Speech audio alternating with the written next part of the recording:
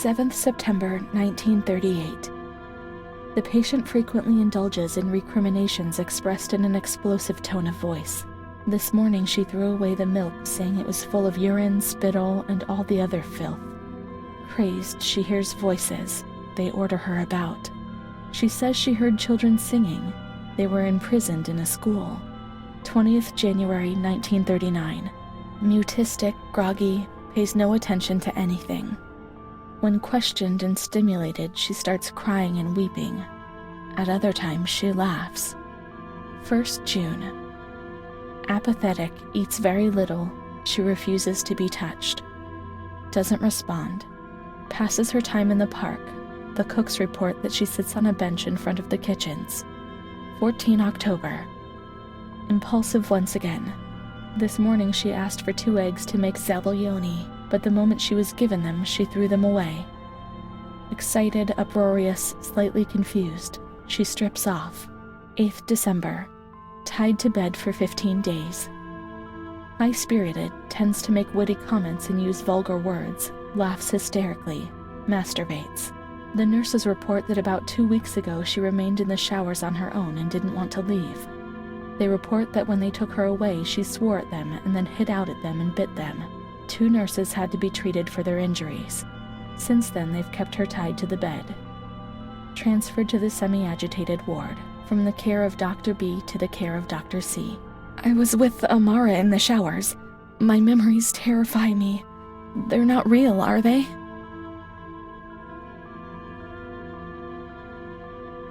"15th December. Dr. C. Patient notes. The abnormality of her psychic state has induced her to lead a life which is irregular and tends towards delinquency. Of fickle and flighty character, she abandons her household duties at intervals and dabbles in occasional prostitution." Delinquency? Prostitution? Renée? It seems so strange, unreal. It can't be true. And Amara? She loved us and she would tell us everything. She wouldn't hide anything from us. Her mental deficiency makes her deaf to the reprimands of her family. She has shown suicidal tendencies. She was brought to the ward yesterday, agitated and vociferous, treated with cortisol, 2 injections a week for 5 weeks. The therapies remove the light for a short while, but also all will, desire, and hope. It was torture, but you couldn't refuse it. No one explained anything to us. No one tried to make us understand. We were like animals on a stock farm. 2nd June. After a long period of calm and improvement, the patient is very agitated today and vehemently refuses to submit to a gynecological examination. She swore and cursed those who generated her, flailing her arms and hitting out. The patient, according to reports by Dr. B, has been subjected to periodic checkups since she had a spontaneous abortion about 2 years ago in her 3rd month of pregnancy. Conception occurred after she had sexual intercourse with a stranger who sneaked into the hospital park. As detailed in the charges filed at police headquarters in Volterra, a copy of which is attached to these clinical notes. ES therapy. Spontaneous abortion? It's not true, I'm certain. How could I have invented things if I didn't even know what they were doing to me? And the stranger in the park? I don't remember. Was it another invention? Or another memory removed? God, my head!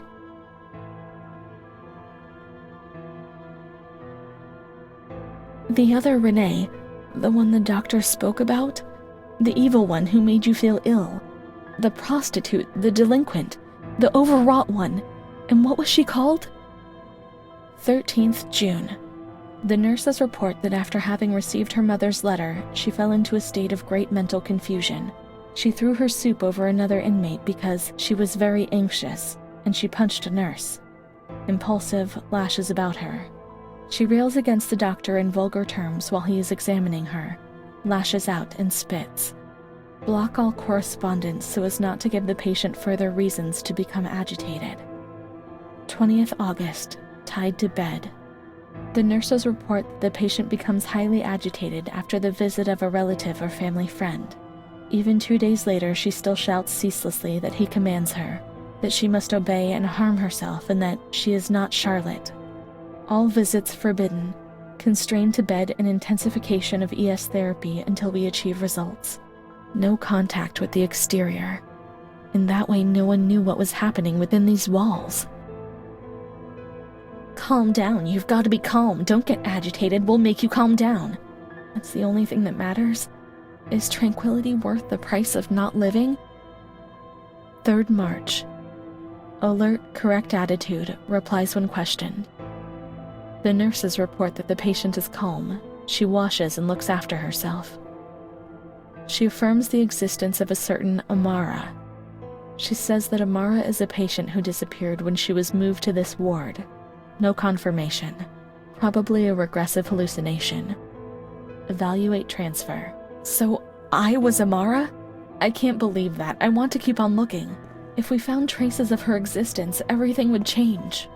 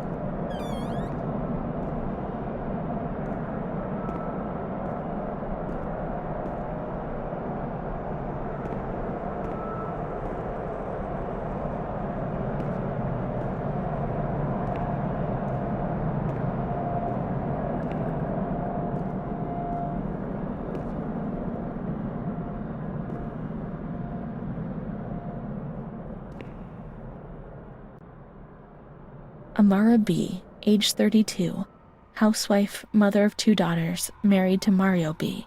So Amara exists then, yet she had no children. She wasn't married, but that photo, it's her. 3rd June 1936. Admitted yesterday. She shows signs of improvement. 10th June. Jolly, calm, tranquil. She behaves well, keeps herself tidy and clean. Discharged 8th June. 28th April 1937. Arrives, brought by her husband, in an anxious and nervous state. Has difficulty speaking, trembles. Discharged 14th May. 8th March 1938. A few days before Renée was admitted, she told me that she had also been admitted shortly before. Arrived yesterday in a febrile state. Discharged 14th March. She didn't leave. Certainly not after so few days, no. June 22nd, 1939. Readmitted. Once more the patient shows rapid improvement. Discharged 2nd July. 1st August, 1941. Umpteenth admission due to agitation. Discharged 27th August. She came and went, stayed there only for short periods, but I remember her always with me. What's happening? 4th March 1942. Here once more, the same situation. 8th March.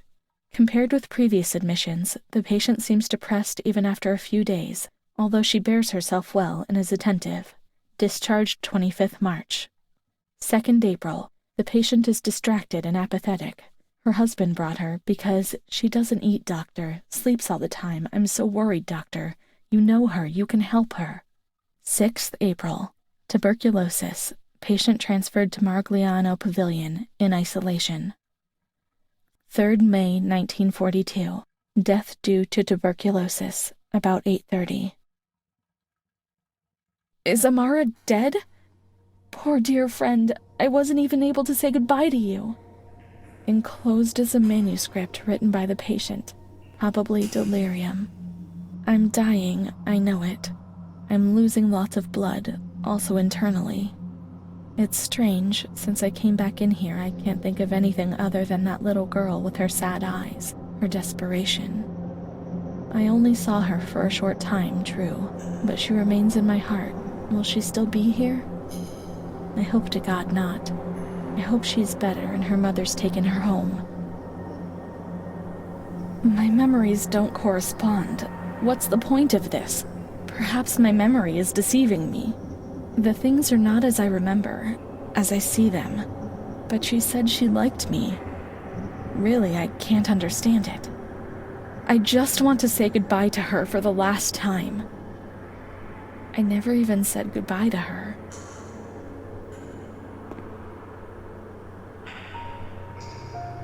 How could a soul survive in this hell? I wish to feel things again. Pain, passion.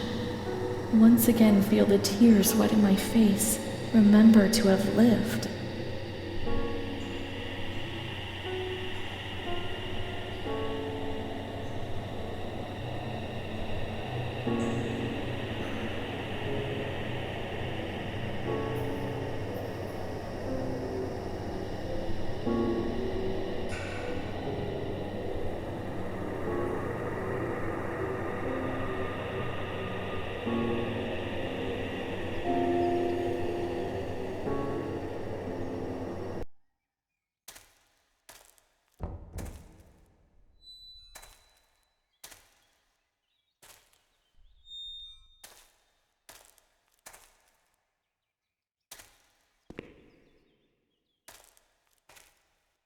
I can't be sure it's Amara's.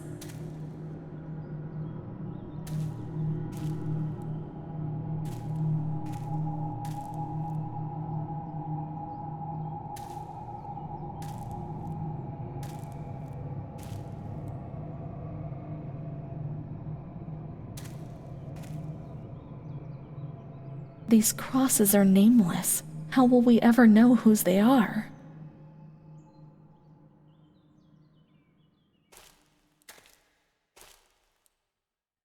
There are no names.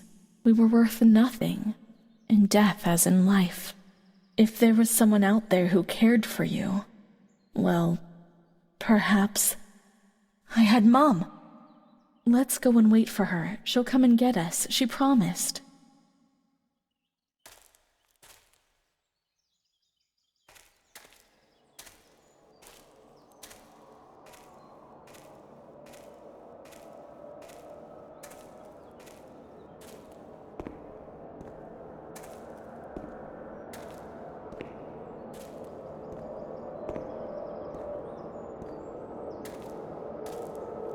Mom will come. She'll come. She promised and will come to get us. She'll take us home. Now I understand. I won't misbehave anymore. I won't misbehave again, Mom. Don't leave me here, please.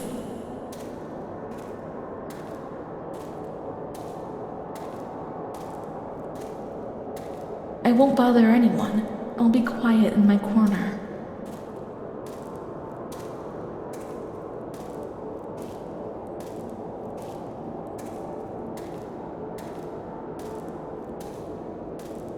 How I really miss that dark corner where I used to pass entire days.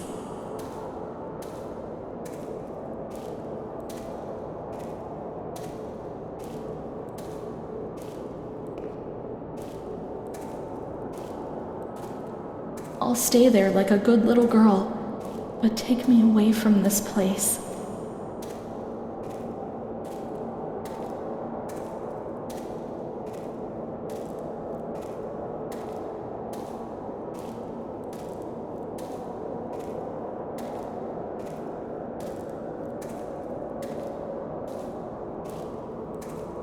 I must always concentrate on nothingness.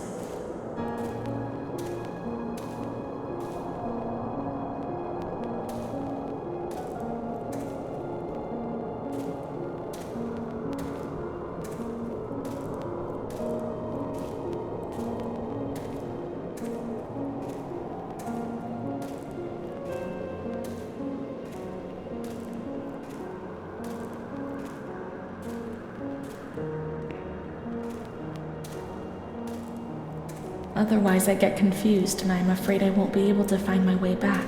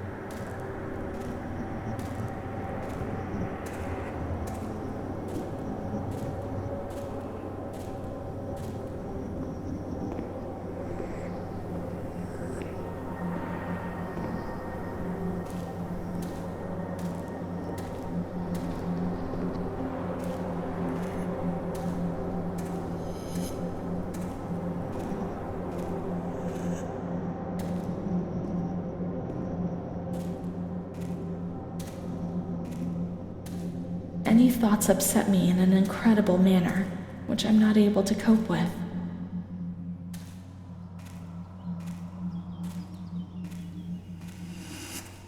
I'm afraid of myself, of what I might do when I get confused and don't remember. There are some hurts which I'm not aware of.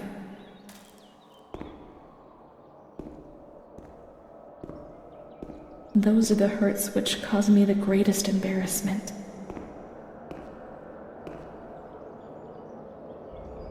I only wish I could close myself away in a shell, in my little corner. See no more, hear no more, no longer exist. Mum, take me away. I beg you.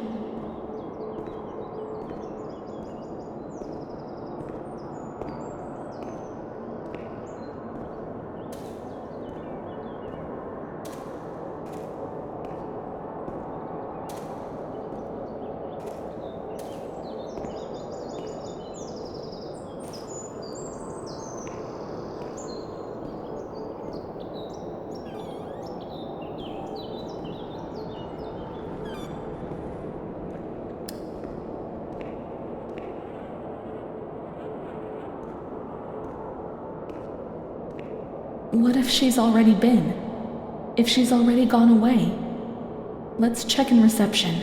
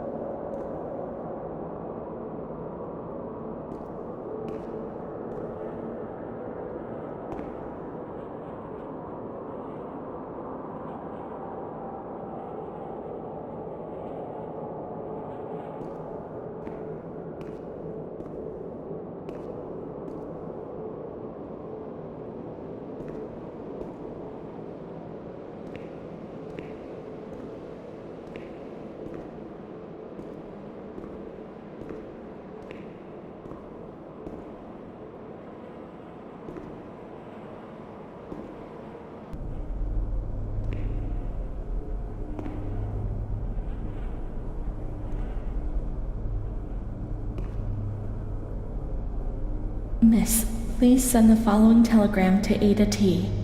Discharge of Renée T. impossible. Psychiatric evaluation negative. This is a sentence of life imprisonment.